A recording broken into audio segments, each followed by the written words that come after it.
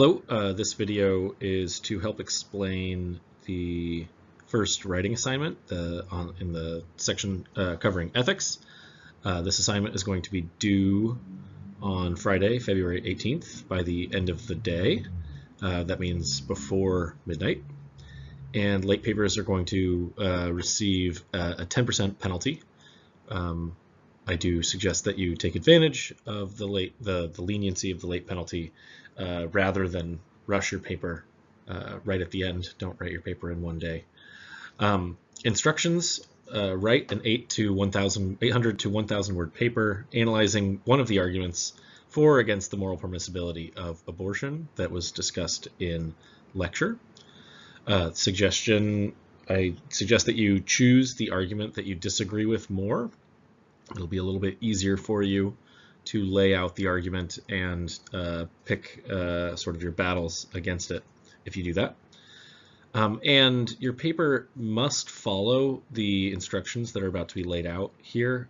Papers that don't follow the structure guidelines that I'm about to lay out will not be accepted. They will be returned to you, and you'll be asked to rewrite the paper and receive a late penalty. So the first thing that you need to do in writing your paper is to choose one of these two arguments to discuss. So the two arguments are Thompson's violinist argument and the future like ours argument. Basically just pick one, and you can literally copy and paste it to the beginning of your paper. Again, so in the first part of your paper, you can just pick the argument that you're going to discuss, lay it out in the standard premise conclusion form. You can just copy and paste what we have into your paper. Then sort of the main part of your paper is going to be explaining the argument. So now what needs to happen is you basically need to explain each of the premises in the argument. You can sort of use the way that I laid them out in lecture. You can discuss the way that Thompson or that Corman lays them out in their papers.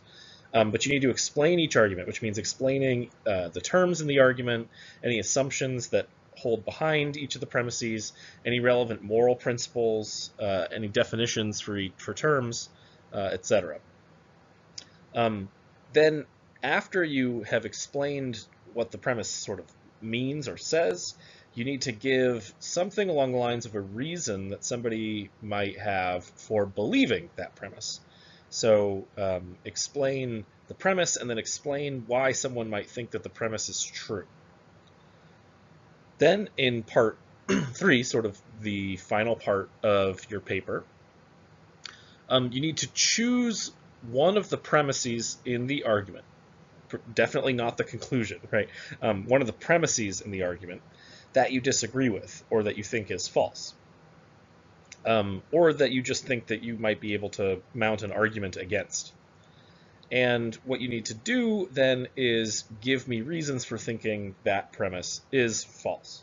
So you need to explain why you think that premise is incorrect, and then how, if that premise is incorrect, it ultimately is the downfall for the argument that you're arguing against here, right? So you need to explain how denying the premise allows you to avoid the conclusion that the argument comes to. And then sort of you can finish by discussing your position, your argument here in part 3 against the particular premise that you've chosen, and then say how you might say something about how someone might disagree with you and what kinds of reasoning they might be led to argue against your view if they were to accept the argument that you are discussing.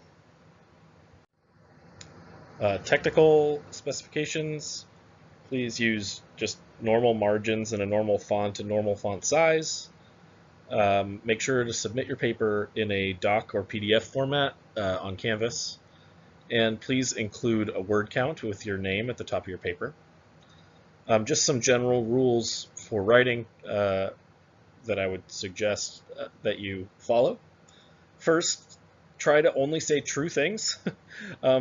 You'd be surprised that students will just put things that they think in their paper without checking them. If you aren't sure whether or not something you've said is true, you should go back to the course material and try and determine whether or not it's true before you actually decide to leave it in your paper. And if you can't decide or determine whether or not the sentence that you've written out is true, then I suggest that you either leave it out of your paper or that you hedge. You say something like, it seems that blah, blah, blah. But that's only, when it really is that way. 2, say things simply and clearly.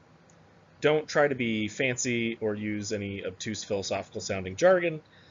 Technical terms should be defined or explained.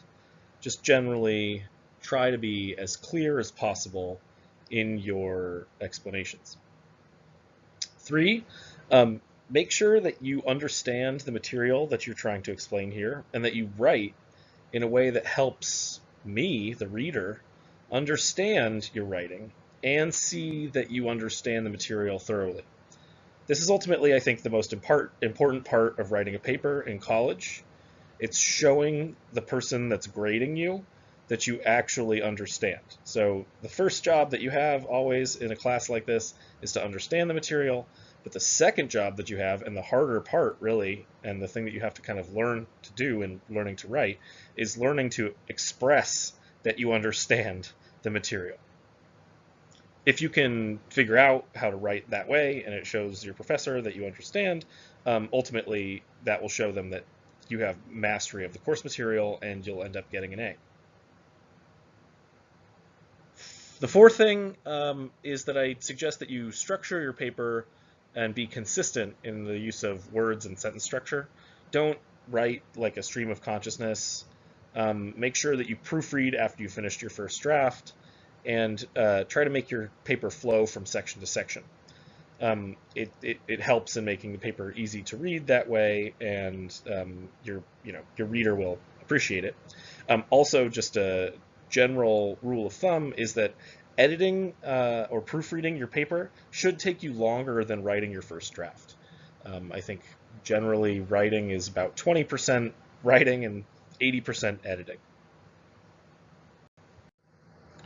Lastly, I am always, disheartened by students that, I give them extensive feedback and comments, and then they don't even look at that feedback. So, for any student that really wants feedback on their writing, is planning on looking over the comments and stuff, I want you to say so, right? So please include a comment up by your name or by the word count that says feedback, please, at the top of your paper. I will give you comments that I'll try to help you with your writing. And if you want further feedback and you want to really become a better writer, then you should email me and we can meet to discuss your paper and how to improve it. I also highly recommend that students take advantage of the Writing Center. It's a super useful and helpful resource that will greatly improve your writing skills as well as your chance for getting a good grade on this paper.